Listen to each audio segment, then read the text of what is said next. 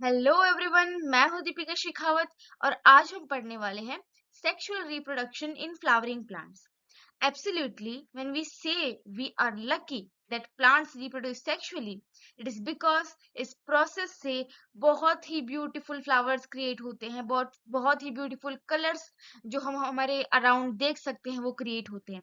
हर Bloom, Saint, colour ये सिर्फ और सिर्फ डेकोरेशन के लिए नहीं होता है, लेकिन ये सब प्लांट के कॉम्प्लेक्स स्ट्रेटजी में हेल्प करते हैं.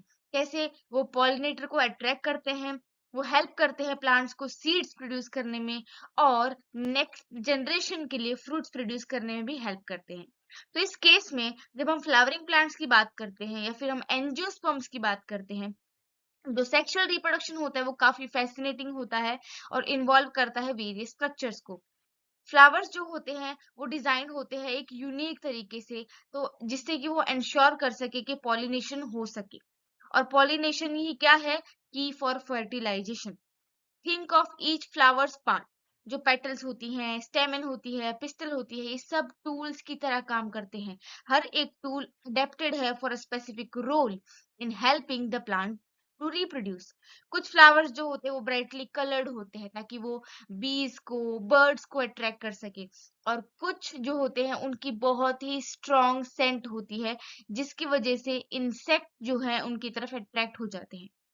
So, as we explore this chapter, we will delve into the structures of flowers, understand how pollination work, and learn about the processes that leads to the formation of fruits and seeds.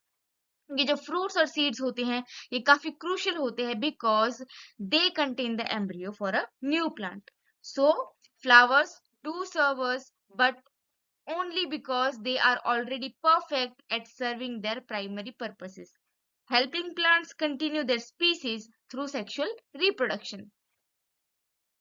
तो certainly flowers जो होते हैं वो सिर्फ एक beautiful part नहीं होते हैं प्लांट का, बट वो बहुत इंपॉर्टेंट रोल प्ले करते हैं in our lives and culture. Flowers जो होते हैं वो सिंबल होते हैं लव, जॉय एंड रिमेम्बरेंस का, showing up at wedding, festivals and other celebrations. तो कुछ जो कॉमनली ग्रोन फ्लावर्स होते हैं जो हमारे घर में गार्डन में देखे जाते हैं उनकी ऑर्नामेंटल ब्यूटी के लिए, वो होते हैं जैसे कि rose, marigold, hibiscus, tulips and orchids. तो बहुत सारे कल्चर्स और फैमिलीज में स्पेसिफिक फ्लावर्स जो है उनको यूज किया जाता है सेलिब्रेशन एंड रिचुअल्स में. फॉर एग्जाम्पल, अगर इंडियन हाउस होल्ड्स की बात करें तो फ्लावर्स जैसे कि मैरीगोल्ड, लोटस, जैस्मिन, क्राइसेंथेमम और तुलसी, इनका सिग्निफिकेंट यूज होता है फेस्टिवल्स में एंड रिलीजियस सेरेमनीज में. अब अगर हम बात करें फ्लोरिकल्चर की, तो ये जो होता है उसका मतलब होता है कि फ्लावर्स का जो है कल्टीवेशन और मैनेजमेंट करना. फ्लोरिकल्चर का मतलब होता है it refers to the cultivation and management of flowers. This field isn't just about gardening, but involves everything from breeding to the commercial production of flowers for landscaping, decoration, and even perfume. तो एक biologist के लिए दो flowers are much more than symbols. They are complex organs that play a central role in sexual reproduction in angiosperms. Angiosperms मतलब typically flowering plants. Flowers जो होते हैं उनमें स्पेशलाइज स्ट्रक्चर्स होते हैं जिसमें mail and female reproductive units होते हैं. ये दोनों यूनिट्स जो है बहुत ही ज्यादा असेंशियल होते हैं जब हम बात करते हैं रिप्रोडक्शन की. तो रिप्रोडक्शन में जो है ये दोनों ही यूनिट बहुत ही ज्यादा जरूरी होते हैं. पहला जो यूनिट है जिसकी हम बात करेंगे उसे कहते हैं एंड्रोशियम. उसे कहते हैं एंड्रोशियम, और एंड्रोशियम का ही दूसरा नाम है stamen. For example, if you see in this diagram, here it is stamen. Okay, ये जो है मेल रिप्रोडक्टिव पार्ट होता है और इसमें पोलन प्रोड्यूस होता है. क्या प्रोड्यूस होता है? Stamen produces pollen which is a male reproductive unit.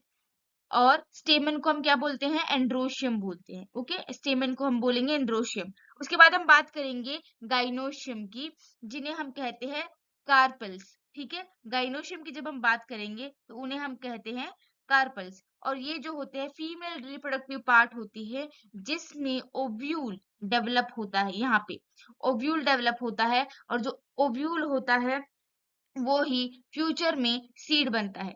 Pistil या फिर कार्पल जिसे हम बोलते हैं, ठीक है, उसमें वो जो है जिसे गाइनोशियम भी कहा जाता है, फीमेल रिप्रोडक्टिव यूनिट होता है, उसमें ओवरी होती है और वहां पे जो है ओव्यूल बनता है, जिससे बाद में क्या बनेगा, फ्यूचर में सीड बनेगा।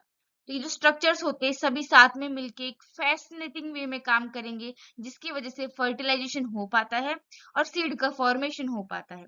So by understanding the flower's anatomy, we gain insight into how plants sustain their species across generation.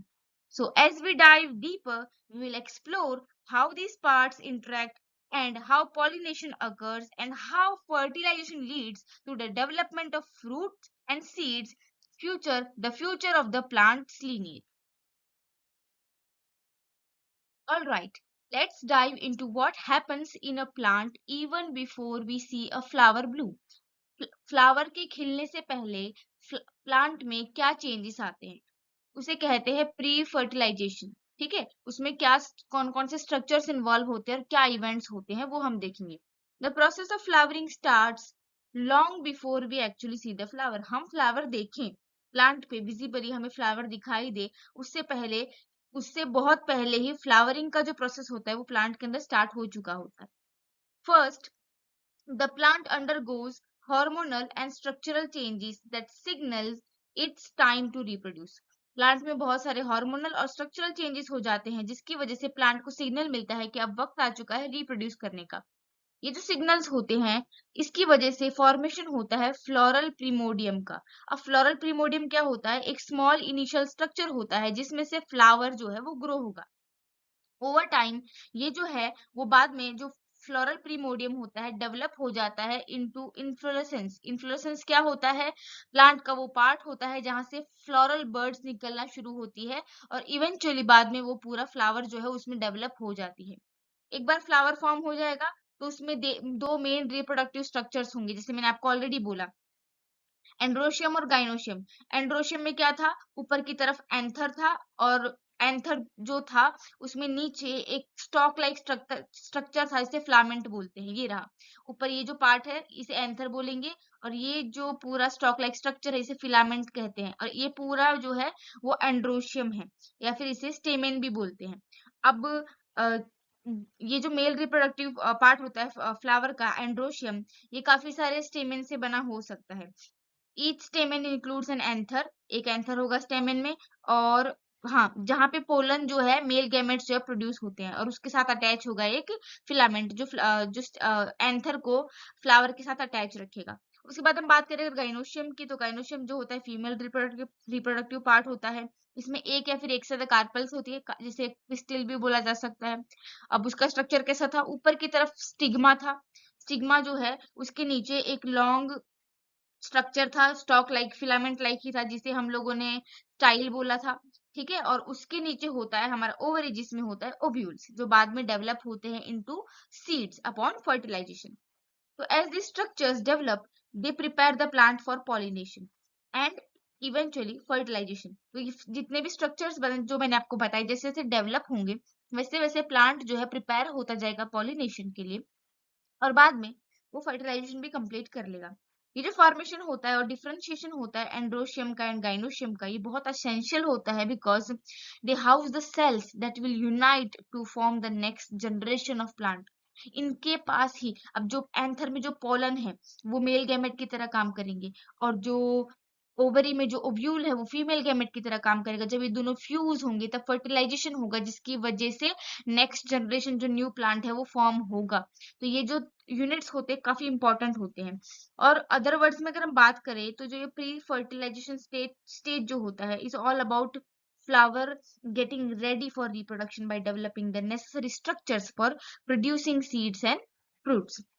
So understanding this phase helps us see that flowering isn't just about beauty, it's the plant's way to ensure it can continue its species.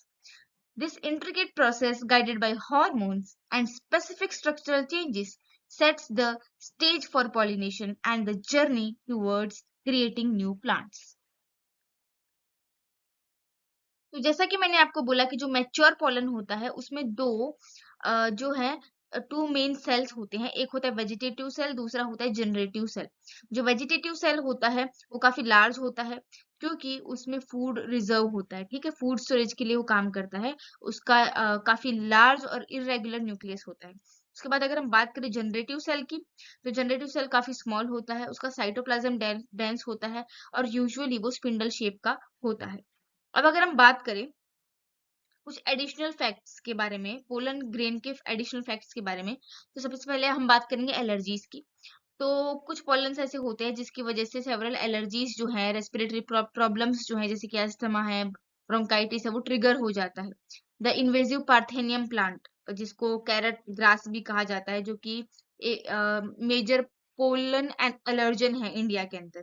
उसके बाद अगर हम बात करें nutritional value की, तो pollen grains जो होते हैं बहुत रिच होते हैं न्यूट्रिएंट में, और समटाइम्स उनको फूड सप्लीमेंट के तौर पे भी इस्तेमाल किया जाता है। अब अगर हम बात करें उनकी वायबिलिटी की, तो पोलन ग्रेन्स जो होते हैं उनको फ्लावर के स्टिग्मा पे लैंड करना होता है, ठीक है, और वहां पे जाके वो फर्टिलाइज कर सकते हैं।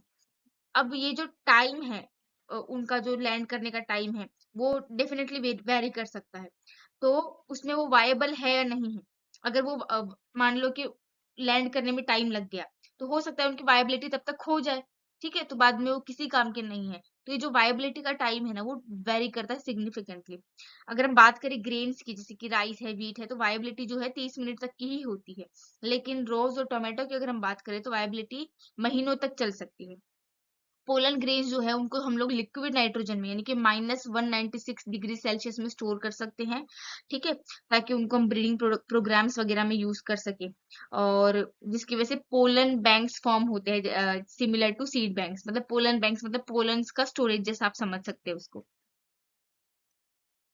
अब हम बात करेंगे stamen, microsporangium and pollen grain की। ये तीनों चीजें क्या है उनको अब हम डिस्कस करने वाले हैं एकदम डिटेल में। तो ये सब के सब जो है रिप्रोडक्टिव प्रोसेस के लिए बहुत ही ज्यादा क्रूशियल होते हैं फ्लावरिंग प्लांट्स में, यानी कि एंजियोस्पर्म्स में। तो इनको जो है एक एक करके हम लोग इनका कंपोनेंट्स और इनके जो फंक्शंस होते हैं उनको स्टडी करेंगे। सबसे पहले हम बात करते हैं स्ट्रक्चर ऑफ स्टेमेन की। स्टेमेन क्या था? मेल रिप्रोडक्टिव ऑर्गन था फ्लावर का, जिसमें दो मेन पार्ट होते थे जो मैंने आपको पहले ही भी बताए थे। पहला था फिलामेंट, जो लंबा स्टॉक लाइक स्ट्रक्चर था, ठीक है, जो कि एक लॉन्ग स्लेंडर स्टॉक होता है, जिस जो कि अटैच होता है to the base of the flower, flower के बेस में अटैच होता है जाके, और कभी कभी पेटल्स में भी अटैच होता है। इसको जो लेंथ होती है, इसका जो नंबर होता है कि एक फ्लावर में कितने स्टेमेन होंगे और उनकी लेंथ क्या होगी, वो वेरी करता है widely across different plant species. Species to species number और लेंथ दोनों डिफर करेगा। अब अगर हम बात करें जो फिलामेंट के ऊपर जो स्ट्रक्चर था, जिसे हमने एंथर कहा था, उसके बारे में, तो वो क्या है? टर्मिनल है, मतलब वहां पे जाके जो ये पूरा स्ट्रक्चर है, जो मेल रिप्रोडक्टिव ऑर्गन है स्टेमेन का, वो खत्म होता है, ठीक है। यूजुअली ये बाइलोब्ड होता है, ठीक है, usually bilobed part of the stamen. जो एंथर होता है उसमें दो लोब्स होते हैं attached at the top of the filament, और फिलामेंट के टॉप पे अटैच रहते हैं। याद रखना है कितने लोब्स हैं एंथर के अंदर? दो लोब्स हैं। लोब्स मतलब दो पार्टीशंस हैं। अब हर एक लोब में क्या होता है एंथर में? उसके दो कंपार्टमेंट होते हैं, ठीक है, जिसे हम कहते हैं थेका, मेकिंग इट डायथेकस। यानी कि each lobe of the anther has two compartment. एक कंपार्टमेंट में दो लोब और दूसरे कंपार्टमेंट में दो बाकी दो लोब, ठीक है, तो उसकी और उन लोब्स को क्या बोलते हैं? थेका। तो हर एक, अब एक लोब में दो थेका हो गए ना, इसलिए इसको डायथेकस बोलते हैं। A longitudinal groove often runs between the two theca, और जो दोनों थेका होंगे, एक लोब के अंदर दो थेका है और दूसरे लोब में दो थेका है, उन थेका को सेपरेट करता है एक longitudinal groove। Inside the anther we have microsporangia. अब जो एंथर होता है उसके अंदर होता है microsporangia, which will eventually develop into pollen sac filled with pollen grains, ठीक है। अब याद रखना है एंथर के अंदर क्या है? माइक्रोस्पोरेंजिया है, जिसमें पोलन ग्रेन्स भरे होते हैं। पोलन सैक की तरह होता है वो, जिसमें काफी सारे पोलन सैक भरे होंगे। ये माइक्रोस्पोरेंजिया का स्ट्रक्चर हम लोग डिटेल में थोड़ी ही देर में स्टडी करेंगे। In a cross section the bilobed nature of the anther becomes more apparent. बहुत जरूरी होता है। The anther is tetragonal with 4 microsporangia, 2 in each lobe. यानी कि जो एंथर है उसमें 2 लोब्स हैं और दोनों ही लोब में 2-2 माइक्रोस्पोरेंजिया है, यानी कि उसमें कितने माइक्रोस्पोरेंजिया हो गए अब 4। एक लोब में 2 माइक्रोस्पोरेंजिया और दूसरे लोब में 2 माइक्रोस्पोरेंजिया, इस तरीके से हो गए 4, इसलिए इसको बोला गया है टेट्रागोनल। ठीक है। These microsporangia will develop further into pollen sac. Pollen से भरे सेक में कन्वर्ट हो जाएंगे माइक्रोस्पोरेंजिया। ठीक है। अब हम बात करेंगे स्ट्रक्चर ऑफ माइक्रोस्पोरेंजियम के बारे में। जो माइक्रोस्पोरेंजियम होता है वो काफी सारी लेयर से बना होता है, जिसको सपोर्ट और नरिश करती है जब पोलन ग्रेन डेवलप हो रहा होता है। फ्रॉम आउटसाइड टू इनसाइड, इन लेयर्स को हम एक एक करके स्टडी करेंगे। ठीक है। सबसे पहले हम आउटर लेयर को डिस्कस करेंगे, फिर इनर लेयर्स की तरफ मूव करेंगे। ये जो लेयर्स है माइक्रोस्पोरेंजिया की जरूरी क्यों है? सपोर्ट और नरिशमेंट के लिए, याद रखना है। काफी सारी लेयर से बना हुआ है माइक्रोस्पोरेंजिया। अब सबसे बाहर का जो लेयर है एपिडर्मिस उसे कहा जाता है, जो कि the most outer most layer है, which helps protect the anther. Of course बाहर की तरफ कोई भी चीज होती है तो मोस्टली प्रोटेक्शन का ही काम करती है। तो एपिडर्मिस जो है सबसे बाहर का लेयर है जो प्रोटेक्शन प्रोवाइड करता है। उसके जस्ट अंदर वाला जो लेयर है उसे हम बोलते हैं एंडोथीशियम। एंडोथीशियम उसे कहा जाता है, जो कि सेकेंड लेयर होता है, जो कि एक बहुत इंपॉर्टेंट रोल प्ले करता है इन द प्रोसेस ऑफ डहीसेंस। डहीसेंस क्या होता है? डहीसेंस का मतलब होता है फूटना, फूट जाना। जब एंथर का जो है जब एज हो जाएगा तो वो फूट जाएगा और उसमें से सारे पोलन ग्रेन्स बाहर निकलेंगे। तो जो डहीसेंस होता है वो बहुत ज्यादा जरूरी होता है। अब मान लो जो एंथर है उसमें माइक्रोस्पोरेंजिया में जो है पोलन ग्रेन्स बन चुके हैं अच्छे से, लेकिन अगर जो उसका डेहिसेंस है उसका वो फूट ही नहीं पाया तो पोलन ग्रेन्स तो उसके अंदर ही रह जाएंगे। अगर वो बाहर नहीं गए तो बाहर जाएंगे तभी फर्टिलाइजेशन होगा ना। तो डेहिसेंस तो बहुत जरूरी चीज होती है, इसलिए एंडोथीशियम का कितना इंपॉर्टेंट रोल है डेहिसेंस में ये आपको समझ में आ गया होगा। उसके जस्ट बाद जो लेयर आता है तीसरे नंबर पे उसे कहा जाता है मिडल लेयर, जो कि प्रोवाइड करता है structural support to the anther. अब जो सबसे इनर मोस्ट लेयर है, हमने 4 लेयर्स की बात की, अब जो सबसे इनर मोस्ट लेयर है उसे बोला जाता है टपेटम, जो कि इनर मोस्ट लेयर है, रिस्पॉन्सिबल है for nourishing the developing pollen grains, क्योंकि ये जो पोलन ग्रेन्स होता है उनके साथ डायरेक्ट टच में रहेंगे क्योंकि सबसे इनर मोस्ट लेयर है। टपेटल सेल्स जो होते हैं उनका साइटोप्लाज्म काफी डेंस होता है, उसमें एक या फिर एक से ज्यादा न्यूक्लियस होता है, कभी कभी बाई न्यूक्लिएट कंडीशन भी होती है। तो ये ज्यादा से ज्यादा न्यूट्रिएंट्स जो है प्रोवाइड कर पाते हैं ग्रोइंग पोलन को। ठीक है। इसलिए जो टपेटम है सबसे इनर मोस्ट लेयर है, नरिशमेंट प्रोवाइड करता है, एक या फिर एक से ज्यादा न्यूक्लियस इसमें हो सकता है, बाई न्यूक्लिएट कंडीशन भी हो सकती है, और ये प्रोवाइड करता है बहुत सारा nutrient to the growing pollen.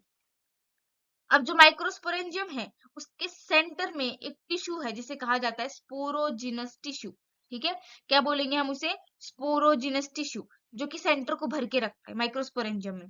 अब ये जो टिश्यू होता है ये माइक्रोस्पोर्स बनाएगा। अब बिल्कुल कंफ्यूज नहीं होना है, माइक्रोस्पोर को ही पोलन ग्रेन कहा जाता है। सो इफ आई से माइक्रोस्पोर, आपको समझ जाना है कि मैं पोलन ग्रेन्स की बात कर रही हूँ। ठीक है। तो ये जो टिश्यू है वो क्या प्रोड्यूस कर रहा है? पोलन ग्रेन्स को प्रोड्यूस कर रहा है। कौन? Sporogenous tissue. क्या प्रोड्यूस कर रहा है? पोलन ग्रेन्स, माइक्रोस्पोर्स को प्रोड्यूस कर रहा है थ्रू अ प्रोसेस कॉल्ड माइक्रोस्पोरोजिनेसिस। अब आपको मैंने जब बता ही दिया है कि माइक्रोस्पोर का मतलब होता है पोलन ग्रेन, तो माइक्रोस्पोरोजिनेसिस का मतलब क्या हुआ? माइक्रोस्पोर मतलब पोलन और जेनेसिस का मतलब होता है फॉर्मेशन। तो पोलन ग्रेन का जो फॉर्मेशन होता है, माइक्रोस्पोर का जो फॉर्मेशन होता है उसे कहा जाता है माइक्रोस्पोरोजेनेसिस। तो अब हम स्टडी करेंगे माइक्रोस्पोरोजेनेसिस के बारे में। ये एक ऐसा प्रोसेस है जहाँ पे जो सेल्स होते हैं स्पोरोजिनस टिश्यू के, जिसके मैंने आपको पहले भी बताया अभी जस्ट, कि जो सेंटर होता है माइक्रोस्पोरेंजिया का, वहां पे स्पोरोजिनस टिश्यू होता है जिसमें से माइक्रोस्पोर निकलते हैं। तो माइक्रोस्पोरोजिनेसिस एक ऐसा प्रोसेस होता है जहाँ पे स्पोरोजिनस टिश्यू जो है उसका मेयोसिस होगा। क्या? मेयोसिस होगा, जिसकी वजह से फॉर्म होगा माइक्रोस्पोर टेट्राड, यानी कि 4 माइक्रोस्पोर का स्ट्रक्चर क्लस्टर बनेगा। 4 माइक्रोस्पोर्स जो है क्लस्टर बना के फॉर्म होंगे। ठीक है। सिंस मियोसिस हो रहा है, ईच ऑफ दिस माइक्रोस्पोर कैसे होंगे? हैप्लॉइड होंगे। हाफ नंबर ऑफ क्रोमोसोम्स ही इसमें प्रेजेंट होगा, क्योंकि अभी जो ये माइक्रोस्पोर है ये हैप्लॉइड होगा, वहां से जो फीमेल रिप्रोडक्टिव जो फीमेल गैमेट होगा वो भी हैप्लॉइड होगा, दोनों मिलके मिलके क्या बन जाएंगे, डिप्लॉइड हो जाएंगे, ठीक है। ओवर टाइम जो ये माइक्रोस्पोर है ना, जो मैंने आपको बताया कि चार चार माइक्रोस्पोर आपस में जुड़े हुए हैं, क्लस्टर बनाया हुआ है, ठीक है, वो इंडिविजुअली टाइम के साथ टाइम के साथ जो है इंडिविजुअल पोलन ग्रेन में कन्वर्ट हो जाएंगे, चारों चार सेपरेट हो जाएंगे, अलग अलग हो जाएंगे, ठीक है। तो ये था माइक्रोस्पोरोजेनेसिस। अब हम बात कर लेते हैं पोलन ग्रेन के बारे में। तो सबसे पहले हम क्या बात करेंगे, उसके स्ट्रक्चर की बात करेंगे। पोलन ग्रेन का मतलब क्या होता है, मेल गेमेटोफाइट है, उसे माइक्रोस्पोर भी बोलते हैं, उसका काफी फैसिनेटिंग स्ट्रक्चर होता है। उसके दो लेयर होंगे, एक बाहर का लेयर जिसे आउटर लेयर बोलेंगे, और जो एक होगा इनर लेयर, ठीक है। आउटर लेयर को बोलते हैं एक्साइम, जो कि स्पोरोलेनिन नाम के एक केमिकल से बना होता है, जो कि बहुत टफ सब्सटेंस होता है, जो प्रोटेक्ट करता है पोलन को from high temperatures, acids and alkalies. Sporopollenin जो होता है पोलन को जो है डीकम्पोजिशन रेजिस्टेंट बना देता है, यानी कि उसका डीकम्पोजिशन नहीं होगा, इस वजह से जो है पोलन ग्रेन्स को एज फॉसिल्स भी प्रिजर्व किया जा सकता है। अब ये जो लेयर बन रहा है ना स्पोरोलेनिन का, एक्साइन आउटर लेयर जो बन रहा है, इसमें ना छोटे छोटे पोर्स होते हैं जिनको जर्म पोर्स कहा जाता है। अब जहां जहां पे स्पोरोलेनिन होगा वो जगह तो बहुत टफ होगी, ठीक है, और जहां पे जर्म पोर्स होंगे वहां पे स्पोरोलेनिन नहीं होगा। तो ये वो जगह होगी जहां से जब फर्टिलाइजेशन होगा तो पोलन ट्यूब जो निकलती है ना, वो इसमें से निकल के बाहर आएगी। एक पोलन ग्रेन में से जो पोलन ट्यूब निकलता है वो इसमें से बाहर निकलेगा ड्यूरिंग द फर्टिलाइजेशन। अब हम बात करेंगे जो इनर लेयर है उसे बोलते हैं इंटाइन, ठीक है, आउटर को एक्साइन बोला, इनर को इंटाइन। ये जो है सेलुलोसर पेक्टिन से बनी होती है, काफी सॉफ्ट होती है, और ये जो है साइटोप्लाज्म भी इसमें होता है। साइटोप्लाज्म जो होता है उसको ये सराउंड करके रखती है। जब मैच्योर जो पोलन ग्रेन्स होते हैं उसमें दो मेन सेल्स होती हैं। मैच्योर पोलन ग्रेन जो भी होगा ना उसमें दो मेन सेल होगी, पहली होगी वेजिटेटिव सेल और दूसरी होगी जनरेटिव सेल, उसको हम नेक्स्ट स्लाइड में स्टडी करेंगे। ऑलराइट, तो now we are going to explore the female reproductive structures of a flower, जिसे हम कहेंगे पिस्टिल, माइक्रोस्पोरेंजियम। माइक्रोस्पोरेंजियम का मतलब होता है ovule and the embryo set. This is the central. This is central to how angiosperms reproduce. So let's break down each part and understand its role. सबसे पहले हम बात करेंगे पिस्टल की। पिस्टल क्या है? फीमेल रिप्रोडक्टिव पार्ट है flower का। It is a part of structure called gynoecium. Gynoecium का ये क्या है? पार्ट है। Flowers can have single pistol, यानी कि फ्लावर में एक ही पिस्टल भी हो सकता है, और या फिर एक से ज्यादा मल्टीपल पिस्टल्स भी हो सकते हैं। जब सिंगल पिस्टल होगा तब उसे हम मोनोकार्पिलरी बोलेंगे, और जब मल्टीपल पिस्टल्स होंगे तब उसे हम मल्टी कार्पिलरी बोलेंगे। When multiple pistils are present तब भी दो कंडीशंस हो सकती है। अगर एक ही है तब तो किसी के साथ कोई फ्यूजन या फिर वो कर ही नहीं सकती, लेकिन अगर बहुत सारी है तो दो कंडीशन होंगी, एक होगा सिनकार्पस, दूसरा होगा एपोकार्पस। सिनकार्पस का मतलब क्या होगा कि जो ये जो पिस्टल्स होंगी, जो कार्पल्स होती है वो एक दूसरे के साथ फ्यूज हो जाती है और एक सिंगल स्ट्रक्चर बना देती है। एपोकार्पस में क्या होगा, वो सब एक दूसरे से सेपरेट रहेंगी, अलग अलग रहेंगी। हर एक पिस्टल के तीन मेन पार्ट्स होते हैं, स्टिग्मा, स्टाइल एंड ओवरी, ठीक है। स्टिग्मा जो क्या होता है, जो टॉप पार्ट होता है ना जिसपे पोलन आके अटैच होता है, जो कि स्टिकी होता है, ताकि पोलन उस पे आके जो है आके स्टिक हो सके, लैंड कर सके, वहां पे आके अडहर हो सके, इसलिए स्टिग्मा जो है वो थोड़ा स्टिकी होता है, जो सबसे ऊपर का पार्ट होता है ये वाला, ठीक है। उसके बाद एक long slender tube like structure होता है, इसे हम बोलते हैं स्टाइल, ठीक है, जो कि सिग्मा और ये जो ओवरी है उसको कनेक्ट करके रखता है। उसके बाद हम बात करेंगे किसकी, ओवरी की, इस पार्ट की। ओवरी जो होता है स्वॉलन बेस होता है पिस्टल का, ठीक है, स्वॉलन है, बेस है पिस्टल का, जिसमें ओवरियन कैविटी होती है। कैविटी का मतलब क्या होता है, खाली स्पेस, ठीक है, इसके अंदर ओवरियन कैविटी होती है। फिर लोक्यूल, लोक्यूल का मतलब भी होता है स्पेस, ठीक है। Inside this cavity placenta tissue is located. अब इस कैविटी के अंदर प्लेसेंटा के टिश्यूज लोकेटेड होते हैं, जो कि ओव्यूल्स प्रोड्यूस करते हैं, जिसे हम कहते हैं माइक्रोस्पोरेंजिया। अब जो नंबर होते हैं ना ओव्यूल्स के, वो एक प्लांट से लेकर दूसरे प्लांट वेरी कर सकते हैं। जैसे कि अगर हम वीट और मैंगो की बात करें तो उसमें एक ही ओव्यूल प्रोड्यूस होता है, लेकिन अगर हम पपाया की बात करें, वाटरमेलन की बात करें, तो उसमें बहुत सारे लोक्यूल्स होते हैं। तो अब हम बात करेंगे मेगास्पोरेंजियम की, जिसे ओव्यूल हम कहते हैं। जो ओव्यूल होता है वो काफी स्मॉल होता है, कॉम्प्लेक्स स्ट्रक्चर होता है ओवरी के अंदर, और वो अटैच होता है प्लेसेंटा से एक स्टॉक लाइक स्ट्रक्चर से, जिसे हम कहते हैं फिनिकल। याद रखना है, ठीक है। जो ओव्यूल है वो प्लेसेंटा से किससे अटैच है? एक स्टॉक से अटैच है, जिसे बोला जाता है फिनिकल। अभी जो फ्यूनिकल जो है, ये फ्यूनिकल जहां पे ओव्यूल से मिलता है, ओव्यूल और फ्यूनिकल का जो जॉइंट पॉइंट रहता है ना, जंक्शन रहता है, उसे कहा जाता है hilum. This is the junction between the ovule and it's stock. ठीक है, याद रखना है फ्यूनिकल क्या है। जो ये ऐसा स्टॉक है, स्टॉक लाइक स्ट्रक्चर है जो प्लेसेंटा और ओव्यूल को अटैच करता है, और जहां पे ये स्टॉक लाइक स्ट्रक्चर जो फ्यूनिकल है, जहां पे ओव्यूल से मीट करता है, जहां पे जंक्शन इसके बीच का जो जॉइंट बनता है, उसे हम बोलते हैं हाइलम। अब अगर हम बात करें, तो अगर हम ओव्यूल के स्ट्रक्चर की बात करें, तो उसमें दो तीन चीजें जो है वो इंक्लूड होती है, उनको हम एक एक करके डिस्कस कर लेंगे।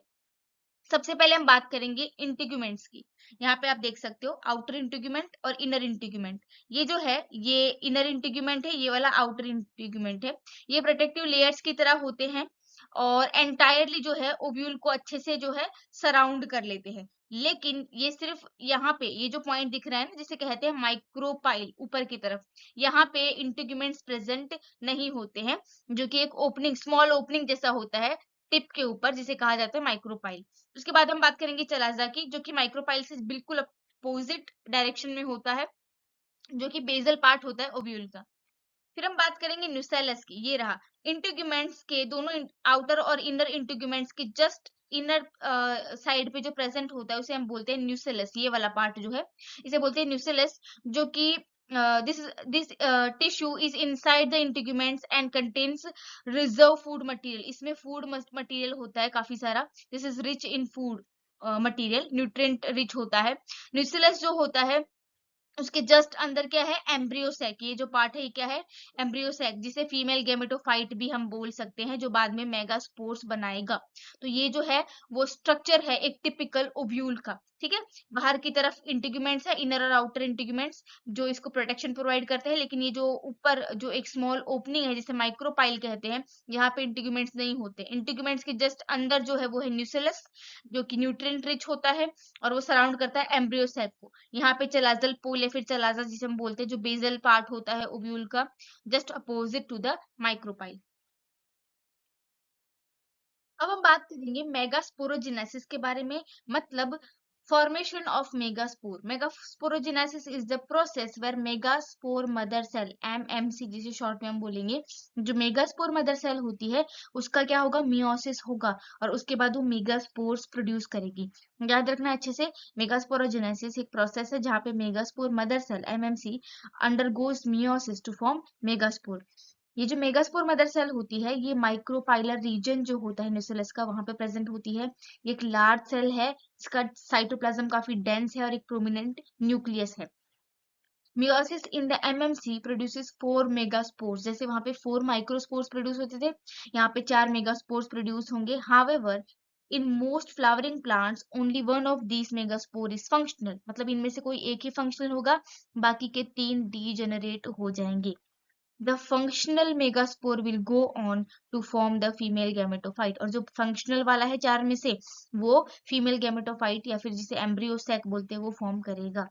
Since the megaspore mother cell undergoes meiosis, जो functional megaspore होगा वो haploid होगा, as I already told you। अब हम बात करेंगे फीमेल गैमेटोफाइट यानी कि एम्ब्रियो सैक के बारे में। फीमेल गैमेटोफाइट मतलब embryo sac.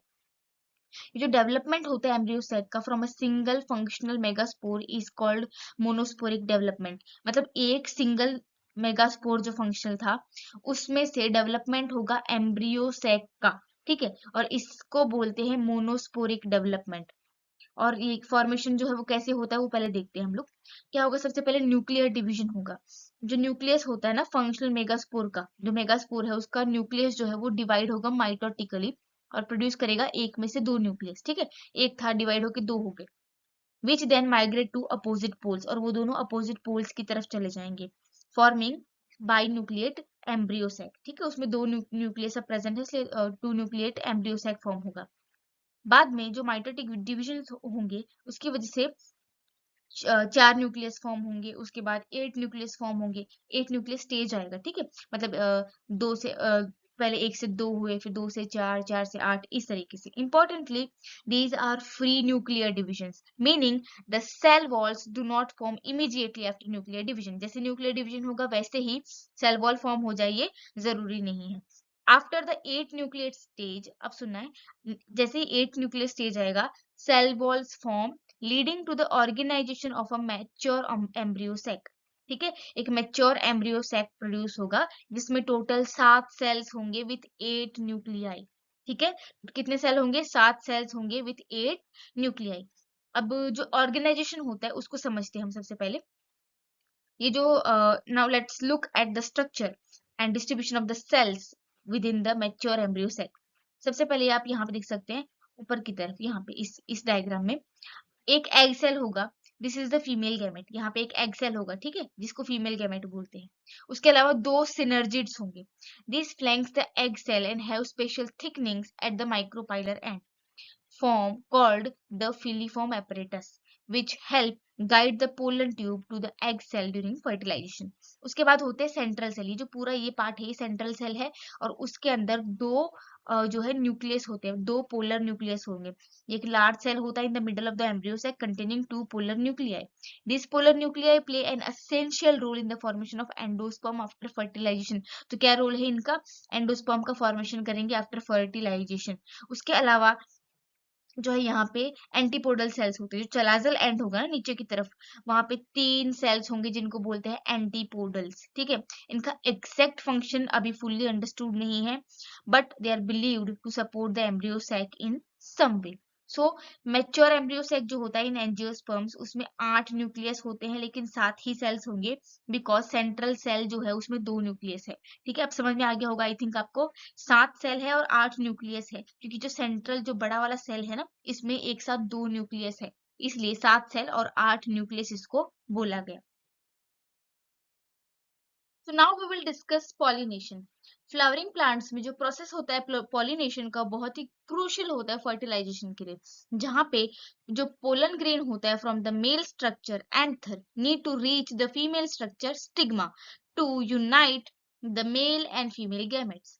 Since these gametes are non-motile, pollination mechanisms have evolved to ensure the transfer. Pollination types are based on the source of pollen. जो दोनों ही गैमेट्स होते हैं, मेल और फीमेल दोनों ही मोटाइल नहीं होते हैं, इसलिए काफी सारे जो है एजेंट्स के थ्रू पॉलिनेशन होता है। और जो पॉलिनेशन होता है ना, वो डिफरेंट टाइप्स का होता है, based on the source of pollen. On what basis? Source of pollen.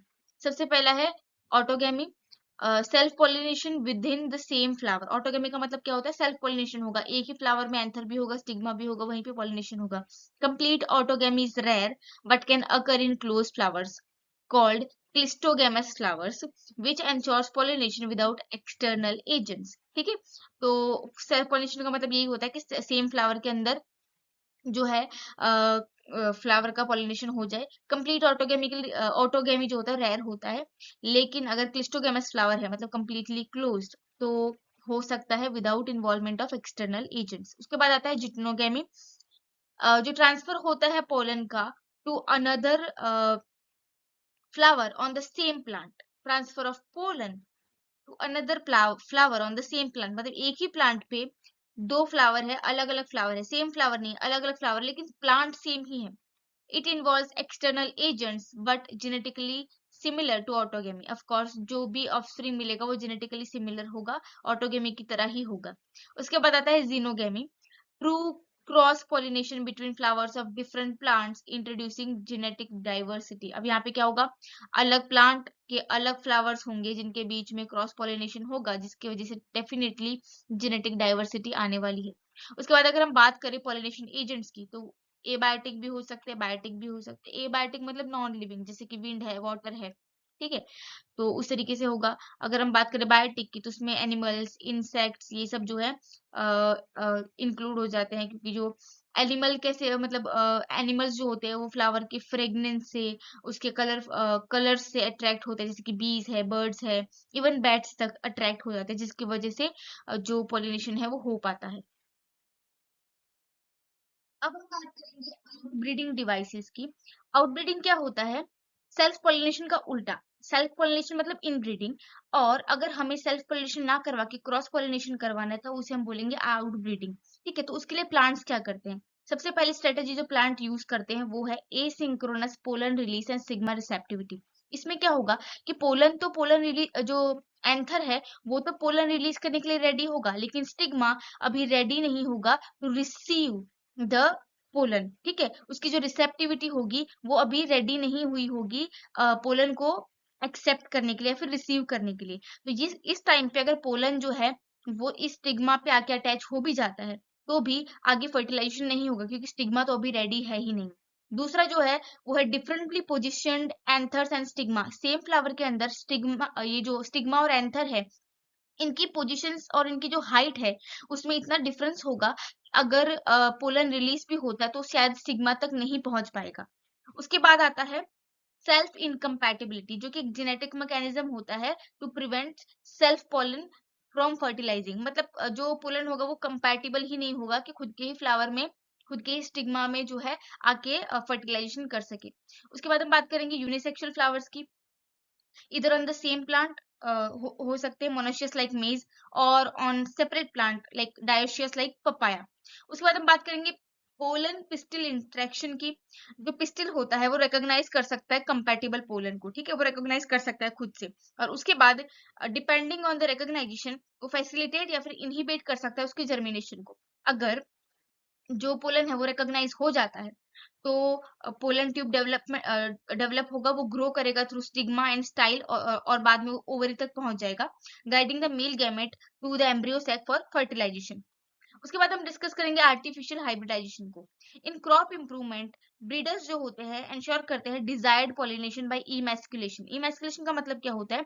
ये जो एंथर होते हैं ना उनको रिमूव कर देते हैं, ताकि कोई भी जो फालतू का फर्टिलाइजेशन जो हो रहा था वो ना हो, सेल्फ पॉलिनेशन बिल्कुल भी ना हो। क्योंकि इसीलिए जो सेम फ्लावर है ना उसके जो भी एंथर्स है उनको कट करके रिमूव कर दिया जाता है।